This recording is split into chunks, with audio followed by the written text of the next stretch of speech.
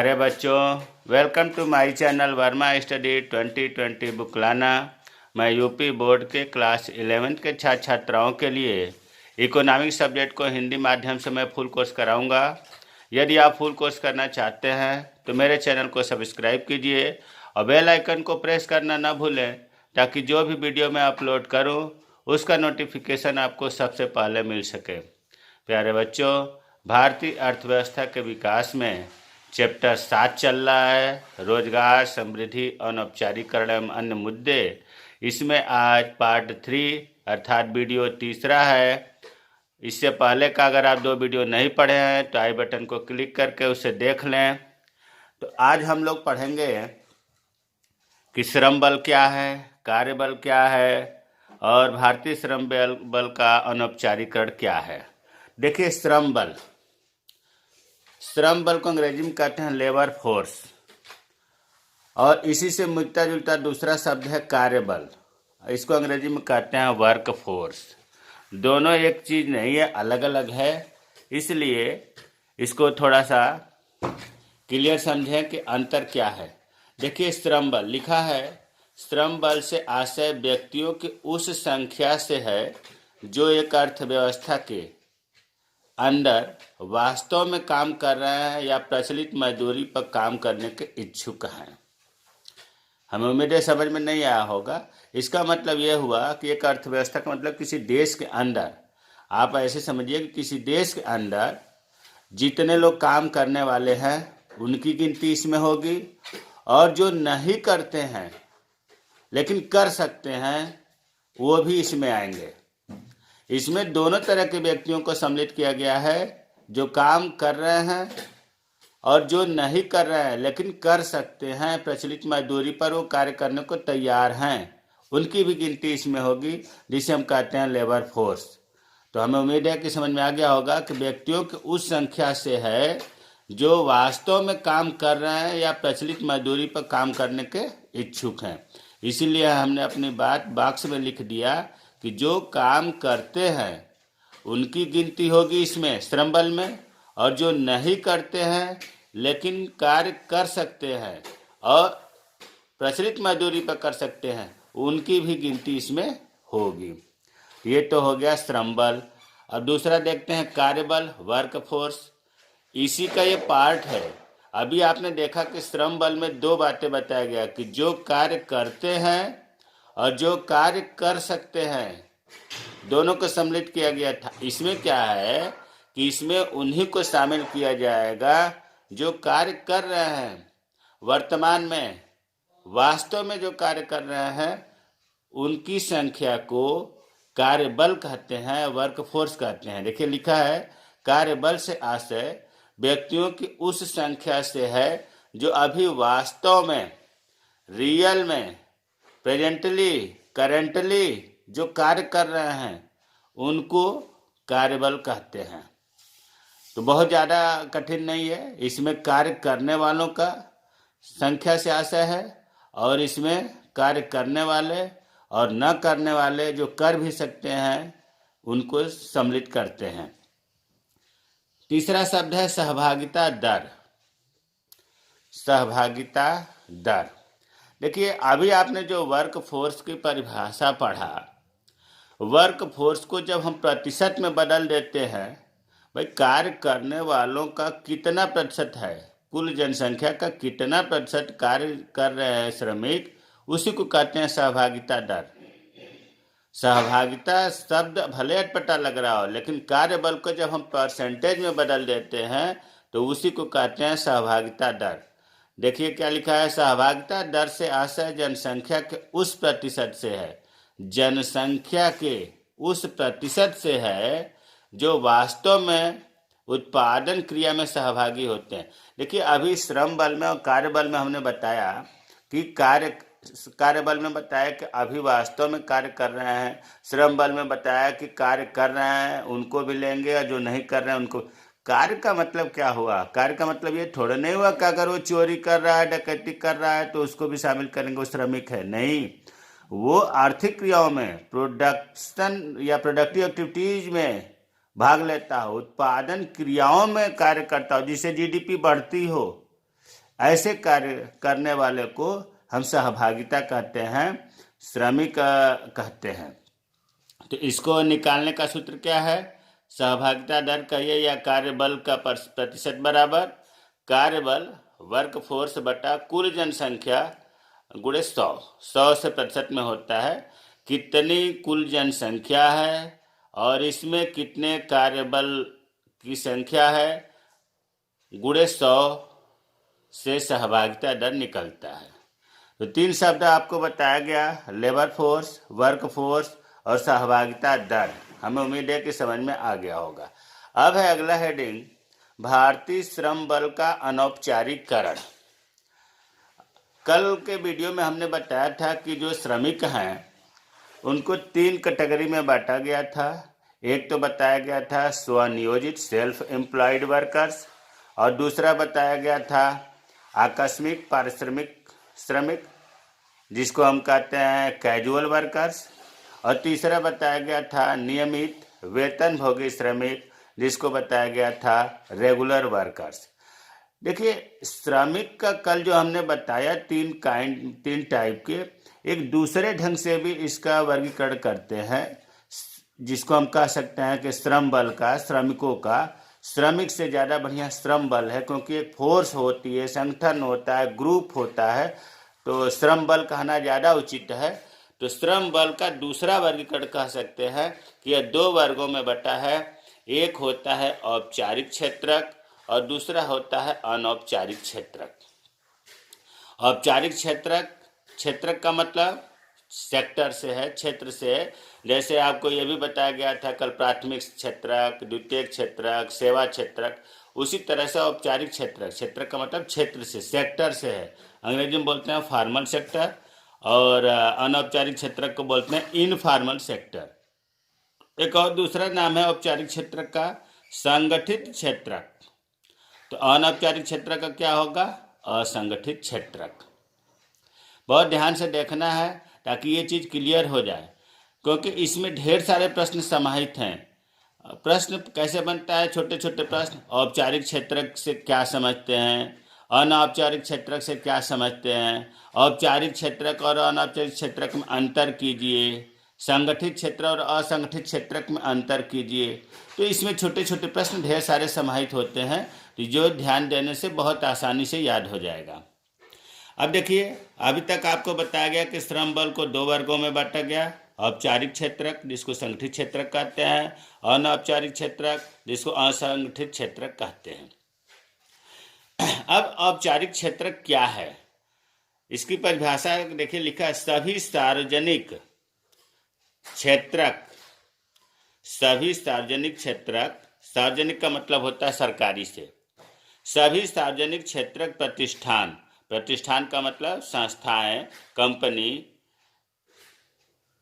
सभी सार्वजनिक क्षेत्रक प्रतिष्ठान तथा निजी क्षेत्रक प्रतिष्ठान, प्राइवेट संस्थाएं, प्राइवेट कंपनियां भी इसमें आ रही हैं, लेकिन प्राइवेट कंपनियां सब नहीं आ रही हैं। सार्वजनिक क्षेत्रक प्रतिष्ठान तो सभी आ रही हैं, लेकिन निजी क्षेत्रक प्रतिष्ठान में शर्त लगा है। क्या लगा है? जो 10 या अधिक लोगों को रोजगार प्रदान करते हैं।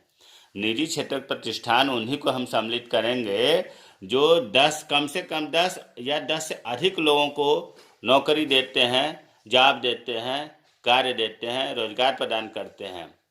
तो यहाँ 2 बातें बहुत महत्वपूर्ण है कि औपचारिक क्षेत्रक में सार्वजनिक क्षेत्रक प्रतिष्ठान और निजी क्षेत्रक प्रतिष्ठान सम्मिलित होते हैं, लेकिन निजी क्षेत्रक प्रतिष्ठान वही सम्मिलित होंगे जो 10 या अधिक लोगों को रोजगार प्रदान करते हैं। अब आप ये बताओ कि संगठित क्षेत्रक या अनौपचारिक क्षेत्रक में अगर कोई काम करता है तो उसे क्या कहेंगे? अरे भाई, संगठित क्षेत्रक के कर्मचारी कहेंगे, अनौपचारिक क्षेत्रक के कर्मचारी कहेंगे। तो वही चीज़ इसमें आगे लिखा है कि इनमें कार्य करने वालों को संगठित क्षेत्रक के कर्मचारी कहा जाता है। तो अनौपचारिक क्षेत्रक की परिभाषा कर लीजिए, आशय कर लीजिए, अर्थ कर लीजिए, एकदम क्लियर हो जाना चाहिए। मेन 2 ही बात है कि सार्वजनिक क्षेत्रक प्रतिष्ठान और निजी क्षेत्रक प्रतिष्ठान सम्मिलित होते हैं। निजी क्षेत्रक प्रतिष्ठान वो सम्मिलित होते हैं जो 10 से अधिक लोगों को रोजगार प्रदान करते हैं, और इस संगठित क्षेत्रक में कार्य करने वालों को संगठित क्षेत्र के कर्मचारी कहा जाता है। अब आते हैं अनौपचारिक क्षेत्रक में। अब ये देखो, जो सार्वजनिक क्षेत्र और निजी क्षेत्र के बाहर जो बच रहे हैं वो सब इसमें आ गए। भाई सरकारी तो बिल्कुल नहीं आएगा, क्योंकि सरकार सार्वजनिक क्षेत्र तो इसमें आ गया था। अब प्राइवेट में जो 10 या इससे अधिक कर्मचारी काम कर रहे हैं तो ये इसमें आ गया। लेकिन अगर 10 से कम काम कर रहे हैं तो इसमें आएगा। कोई अकेले कर रहा है वो भी इसमें आएगा। तो यहाँ लिखा है परिभाषा में, अन्य सभी उद्यम, मतलब इसके अलावा जितने भी उद्योग हैं वो और उनमें कार्य कर रहे श्रमिक मिलकर अनौपचारिक क्षेत्र की रचना करते हैं, जिसे असंगठित क्षेत्र भी कहते हैं, इनफॉर्मल सेक्टर भी कहते हैं। भाई इससे जो बच गए वो अनौपचारिक क्षेत्र में आ गए। कौन कौन आते हैं इसमें, उदाहरण से समझ जाओ क्लियर। किसान, करोड़ों की संख्या में किसान है भारत में, वो सब इसमें आ जाएंगे। कृषि श्रमिक, जो कृषि से कार्य करने वाले मजदूर हैं वो आ जाएंगे। छोटे छोटे दुकानदार भी आ जाएंगे इसमें। सभी स्वनियोजित व्यक्ति, कोई अगर अपना खुद का काम किया है, खुद का धंधा किया है, लेकिन उसके पास श्रमिक ज़्यादा ना हो, अगर है तो 10 से अधिक ना हो, नहीं तो फिर वो इसमें आ जाएगा। तो सभी स्वनियोजित व्यक्ति जिनके पास भाड़े का श्रमिक ना हो। गैर कृषि दैनिक वेतनभोगी मजदूर, जो कृषि के अलावा अन्य कार्य करने वाले हैं, उनको प्रतिदिन वेतन या मजदूरी दिया जाता है, वो सब इसमें आते हैं अनौपचारिक क्षेत्र या असंगठित क्षेत्र में। तो हमें उम्मीद है कि अनौपचारिक क्षेत्र और अनौपचारिक क्षेत्र में अंतर क्लियर हुआ होगा। अब देखो, यहाँ हमने बॉक्स में कुछ और बातें महत्वपूर्ण लिखा है कि भारत में जो श्रमिकों की संख्या है वो 473 मिलियन है। कल के वीडियो में बताया गया है। अगर इसे हम दूसरे रूप में कहें तो ये भी कह सकते हैं कि 47.3 करोड़ श्रमिक हैं भारत में।